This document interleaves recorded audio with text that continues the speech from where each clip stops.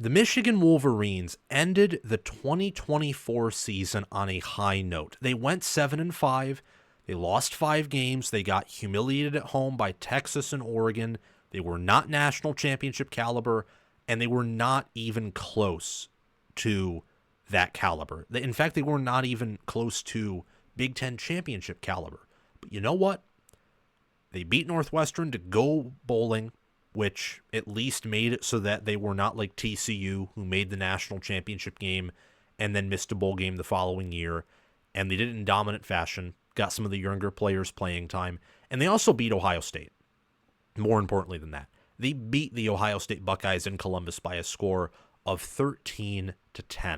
Huge victory, not just for the players this season, but also for the program, adding encouragement to the future, the fact that Sherrone Moore could win a game on the road, that he could beat Ohio State, a top 2 team at the time, still unanimously top 5, top 4 in terms of power ratings. He could beat them, that he could out-scheme them, that he could bait them into doing what he wanted. And Michigan did. And Michigan won that game, and that was huge for the program. And also, Sherrone Moore got the boosters involved. He rallied them. And now Michigan is spending. They spent to get Bryce Underwood to Michigan, and they also spent to get some other players committed. And it sounds like they're going to spend in the portal, though Michigan has only gotten 1 recruit in the portal, wide receiver from Indiana, Donovan McCulley. They're crystal balled to get quarterback Billy Edwards Jr., who entered the portal from Maryland. But that's for now. They also hired offensive coordinator Chip Lindsey, and it feels like, from what we have heard, doesn't mean it's the truth though, that more changes are to come and that Michigan is really building to have a 2025 season that is much closer to their 2021, 2022, and 2023 seasons rather than their 2024 seasons. So what might the Wolverines look like in 2025 based off of all of this, and how good of a job, in my opinion, but also I want to know your opinion on this, how good of a job are they doing right now in building for 2025 and the future? Let me know down below what you think about Michigan's moves so far. We're going to start off with Michigan hiring Chip Lindsey to be their offensive coordinator and also, their quarterback's coach. I'm going to grade this hire as a B+. I think Michigan could have done better. Chip Lindsey was not someone who, in my thought process, though I'm not a coach, never will be, don't deserve that type of authority. But from my perspective, I thought that Michigan was going to hire someone else. He was not on my board. And when he popped up, I'm like, okay, much better than Kirk Campbell, better than, I would say, like Florida State hiring Gus Malzahn, which is where Chip Lindsey came from. He's a part of the Gus Malzahn tree. Better than, let's say, Alex Atkins, another Florida State, or Marcus Satterfield, or, Tim Lester, or, other hires Michigan could have made. But also not the highest level hiring. I don't do a lot of coaching hotboard lists because I don't cover one specific team, and I'm kind of all over the place, but I'm just mentioning that to say that I think Michigan could have done better, but I also think that overall this was a good hire because his run-heavy scheme, he's done well running the ball at North Carolina, at Auburn. I think that fits into Michigan's identity. And I think him being able to coach Bryce Underwood, who's a mobile QB, and Lindsey has experience with mobile QBs, whether it's at North Carolina or Auburn, I think fits well. I believe that with what Michigan is bringing in via their high school recruiting class and what they could be bringing in through their portal class and what they also could return, I think that Chip Lindsey is going to have a lot more success this coming year than what Kirk Campbell had this season. Much better quarterback play. Michigan will probably be better at receiver just from using the portal. And I don't think Donovan McCulley's the first to commit, but maybe he is. It's very speculative with the portal because Michigan isn't the only school with a lot of money. There are other schools with a lot of money. And we'll talk about this more in this video, but they also need to make some roster moves at other positions, at a plethora, I think, of positions, if they want to have the success they're talking about desiring this coming season. Run-heavy scheme fits Michigan's identity here. And people talked about, him being a big part of the reason why Drake May regressed. I don't know enough about that to get into the specifics because I'm not an elite X's and O's guy, and we cover the Big Ten here. We try to cover college football nationally, but North Carolina has not been a school that's on my radar in the same way that Georgia is, or Alabama is, or Oregon, or Ohio State, or Michigan, or even like Texas, for example, or even Miami, because North Carolina's been a school that doesn't invest all that much in football. It's just been kind of there, like, oh, cool, you have Drake May and some offensive weapons, but your defense is memed. It's like an Alex Grinch defense. You can't stop anyone. So, I mean, they made an ACC championship game appearance with Phil Longo as their OC in 2022, and Drake May looked horrible in that game against Clemson. So, I'm not exactly going to comment on that. But what I can comment on is his consistency in running the ball and doing well at that. And the fact that his quarterbacks have been anywhere from, I would say, below average, depending on his stop, to more likely than not above average good. His coach Jarrett Stidham and also Drake May, two good quarterbacks and had a hand in them being good. So the grade here, B+, not, I think, the perfect hire, but a good hire nonetheless. And I've thought, again, because I'm not the head coach, I'm not the CEO, I'm not the smartest guy in the room here, not even close.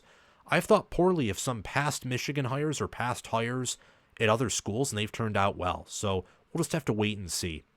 What I think needs to be done in the portal is you need to get a good quarterback, or at least a starting caliber quarterback with good potential.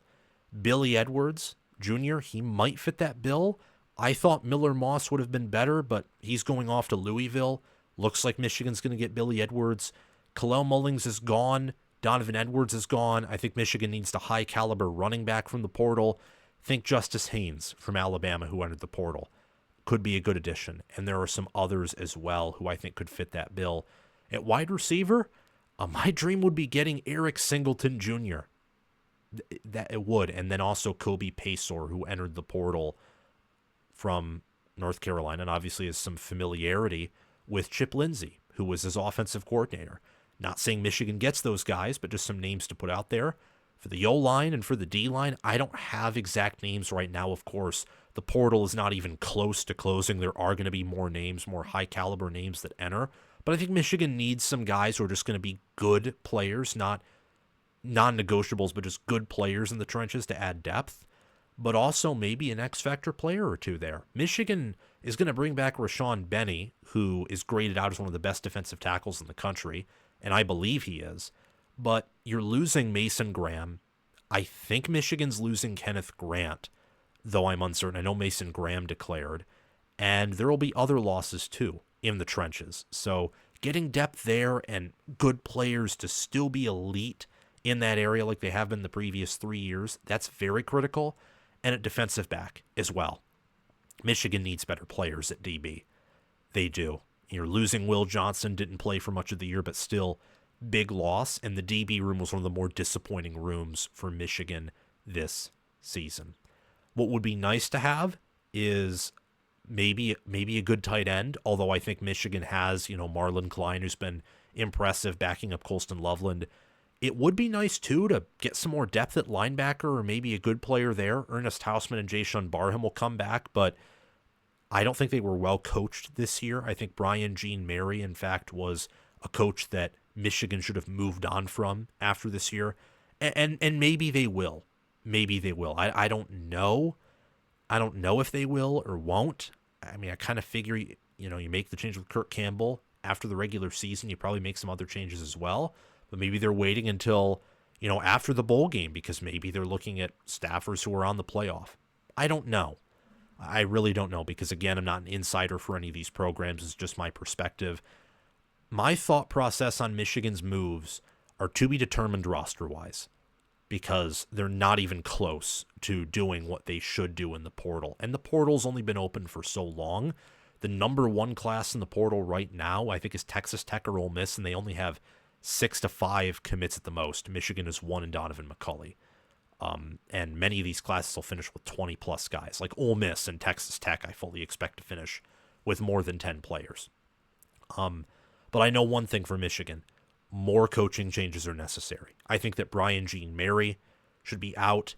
I think you got to look at, Grant Newsome. You got to look at Lamar Morgan. I think Lou Esposito did a good job with the D-line this year. Josiah Stewart took a big step from where he was last year. Rashawn Benny's taken steps forward. I've thought at times even that Michigan's D tackles this year were at times better than last year, although maybe Lou Esposito just had so many riches that he didn't have to do much on the D-line.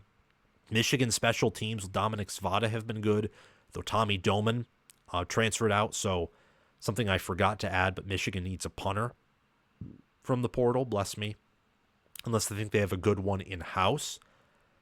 And I think that you also got to look at, offensive coordinator change was made, but the O-line was unimpressive even with the talent that it had, so I don't know where Michigan is there.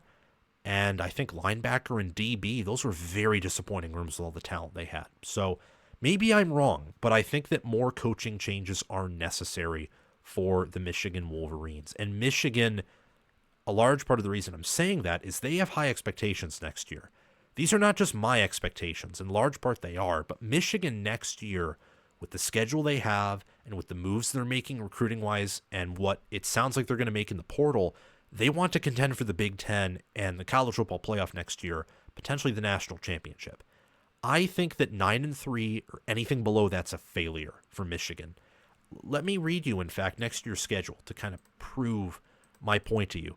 This schedule is one of the easiest, I think, in the Big Ten. It's definitely in the bottom half, if not the bottom third of the Big Ten when it comes to schedules. And this includes the non-conference. I know they have a game at Oklahoma, but Oklahoma losing a lot to the portal. I think they had a worse year this year than Michigan did as a whole. New Mexico is Michigan's first game August 30th, then at Oklahoma September 6th. Central Michigan September 13th, at Nebraska September 20th. Then there's a bye. Then they host Wisconsin October 4th, travel to USC October 11th, host Washington the 18th of October, play at Michigan State October 25th, host Purdue November 1st, then they have a bye, play at Northwestern in Wrigley Field November 15th, so sort of a neutral site game, at Maryland November 22nd, and they host Ohio State November 29th. This is an easy schedule. Michigan could go 11-1 or 12-0 with this schedule and not be a top 5 power rated team, in my opinion. Maybe you get a close win over OSU, some other close wins, maybe some dominant wins, and you're not a top 5 team via power ratings, but you're 12-0.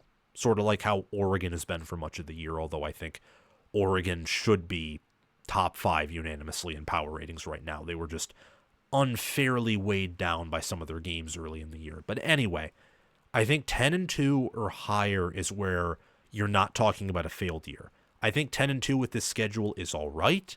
You might get to the college football playoff with the schedule. You probably do, as long as the losses aren't bad and the wins are, good. But I think 11-1 or better is where you start talking about success, because then you probably get a home playoff game. You're talking about competing for potentially a Big Ten championship. Maybe these expectations are too high, but I don't think they are.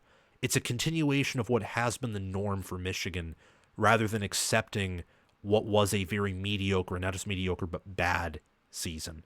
I think 9-3 is a failure. Same with anything worse.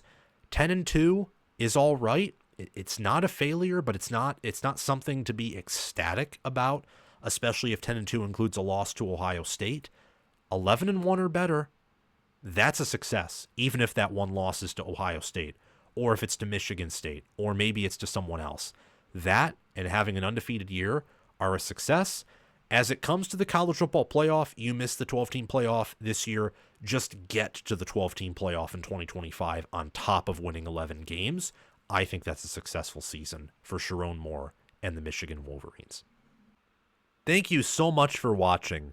Remember to like the video and subscribe to the channel, and also hit that notification bell so that way you can get notified when new content from College Football with Sam drops. I appreciate you very much, and also Share the video around to others who you know enjoy the sport of college football and love it as I do and as you do.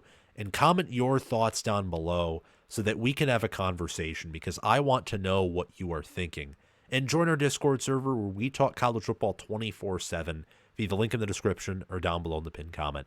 Thank you to my Heisman Patreon members, Crash2488, Brasco Rascal, and Conlo OH. Thank you to my All-American Patreon members, Chris Lane, Ismar, and Tyler Nye. And thank you to my All-Conference members, John Lynn, Roaming Gnome, Matthew Sale, Austin Christmas, Joshua Jorgensen, and Will Loftus. Make sure to check out my merchandise store and or Patreon page, or super chat down in the comment section below to support the channel. The Patreon page and merchandise store links are in the description or down below in the pinned comment. I hope you have a wonderful day. It is December, so Merry Christmas and also Happy New Year. I will see you guys soon.